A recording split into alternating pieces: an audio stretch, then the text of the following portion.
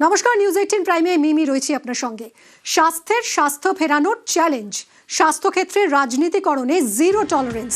মুখ্যমন্ত্রীর কড়া বার্তার পর স্বাস্থ্য ভবনে ফের বৈঠক, চিকিৎসক বিধায়কদের সঙ্গে বৈঠক স্বাস্থ্যকর্তাদের। একগুচ্ছ সিদ্ধান্ত গৃহীত হয়েছে এই বৈঠকে। মেধা ও যোগ্যতার ভিত্তিতেই নিয়োগ হবে, স্বজন পোষণ বা কারো সুপারিশে নিয়োগ নয়। মেধার ভিত্তিতেই একমাত্র কাউন্সেলিং হবে। স্বাস্থ্যক্ষেত্রে কাটমানি সিন্ডিকেটে কড়া ব্যবস্থা, স্বাস্থ্য দপ্তরের সব দুর্নীতিতে কড়া ব্যবস্থা। স্বাস্থ্য ফেরানোর চ্যালেঞ্জ, স্বাস্থ্যক্ষেত্রে রাজনীতিকরণে জিরো টলারেন্স। মুখ্যমন্ত্রীর এই কড়া বার্তার পর স্বাস্থ্য ভবনে ফের বৈঠক, চিকিৎসক বিধায়কদের সঙ্গে বৈঠক স্বাস্থ্যকর্তাদের। মেধা ও যোগ্যতার ভিত্তিতে নিয়োগ, স্বজন পোষণ বা কারো সুপারিশে নিয়োগ নয়। মেধার ভিত্তিতেই কাউন্সেলিং হবে। অভিজিৎ, আমাদের প্রতিনিধির সঙ্গে কথা বলবো। অভিজিৎ, আর কি কি সিদ্ধান্ত আজ গৃহীত হলো বৈঠকে? যে সিদ্ধান্তগুলো নেওয়া হয়েছে যে প্রথমেই রাজনীতিকরণ করা যাবে না, অর্থাৎ রাজনীতিকরণের সম্পূর্ণ বিরোধিতা করা হচ্ছে। বাম আমল বা তৃণমূল আমলে যে রাজনীতিকরণ করা হয়েছিল সেই রাজনীতিকরণ করা হবে না।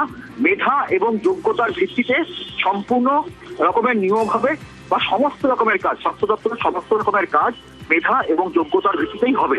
এবং একই সঙ্গে রোগী পরিষেবায় কোনো রকম আপোষ করা হবে না। রোগী নিরাপত্তা থেকে শুরু করে চিকিৎসক, নার্স, স্বাস্থ্যকর্মীদের নিরাপত্তায় কোনো আপোষ নেই, সেটাও সিদ্ধান্ত হয়েছে।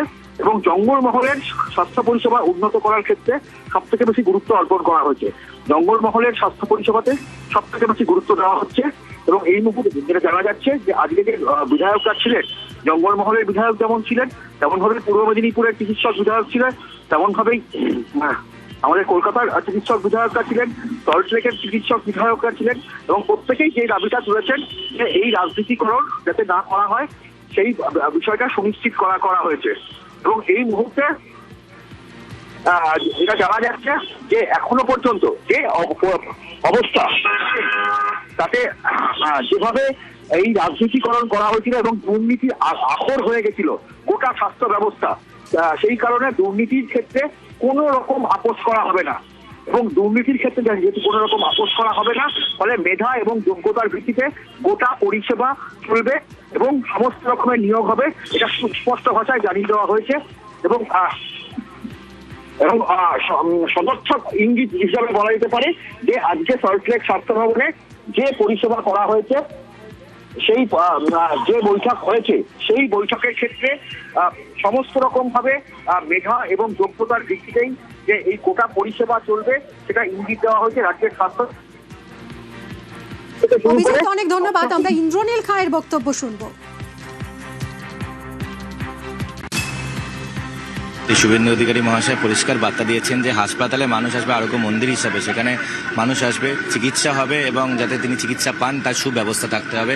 কথায় কথায় রেফার যাতে না হয়, কথায় কথায় সেখানকার মানুষকে যেন অন্য যে বিভিন্ন ধরনের যে সিন্ডিকেট, মাফিয়া, দুর্নীতির যে আতুরঘর বানিয়েছিল এর আগে রাজ্যের মুখ্যমন্ত্রী তথা স্বাস্থ্যমন্ত্রী মমতা বন্দ্যোপাধ্যায়ের আমলে, সেই এখানে কোনোভাবে এই স্বাস্থ্য দপ্তর বা সে পোস্টিং থেকে শুরু করে হসপিটাল অ্যাডমিশন থেকে শুরু করে কলেজ অ্যাডমিশন, ট্রান্সফার, এইসবের মধ্যে কোনোভাবে কোনো ধরনের নেপোটিজম অর্থাৎ স্বজন পোষণ বা কোনো ধরনের কাটমানি সিস্টেম, কোনো সিন্ডিকেট যেন অপারেট না করে সে নিয়ে সম্মানীয় মুখ্যমন্ত্রী সাফ বার্তা দিয়ে দিয়েছেন। এবং সেই বার্তাই কিন্তু বিভিন্ন যে পলিসি ডিসিশনের মধ্যে করতে বলা আছে সেই বার্তাগুলো নিয়ে আলোচনা হয়েছে।